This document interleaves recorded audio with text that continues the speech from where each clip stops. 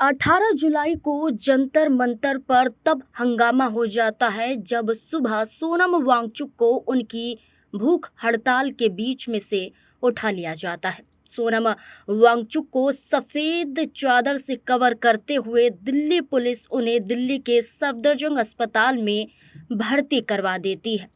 हवाला दिया जाता है कि स्वास्थ्य कारणों की वजह से दिल्ली हाई कोर्ट के आदेश के अनुसार हमने उन्हें सफदरजंग अस्पताल में भर्ती करवाया है।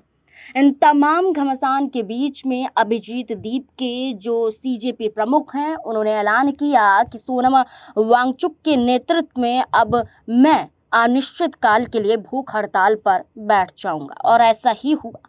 और अपील की गई देशवासियों से कि जितना हो सके इस आंदोलन को समर्थन दिया जाए। जैसे जैसे दिन खत्म होता गया वैसे वैसे जंतर मंतर पर भीड़ बढ़ती गई। न सिर्फ आम जन का सीजेपी को समर्थन मिला, सोनम वांगचुक के लिए भी तमाम जनता हक की आवाज़ उठाने के लिए जंतर मंतर पहुंच गई। ये तक कहा जाने लगा कि सरकार सिर्फ और सिर्फ कानून का सहारा लेती है, सिर्फ और सिर्फ बल के दम पर लोगों को झुकाना और डराना चाहती है। इस आधार पर अभिजीत दीप की अपील और इस अपील के साथ साथ भारी संख्या में जंतर मंतर पर लोगों की भीड़ देखी गई। न सिर्फ भीड़ देखी गई बल्कि आज़ाद समाज पार्टी के मुखिया चंद्रशेखर आज़ाद भी जंतर मंतर पहुंच जाते हैं। आधी रात में जंतर मंतर पर चंद्रशेखर आज़ाद तमाम लोगों से बातचीत करते हुए नजर आते हैं।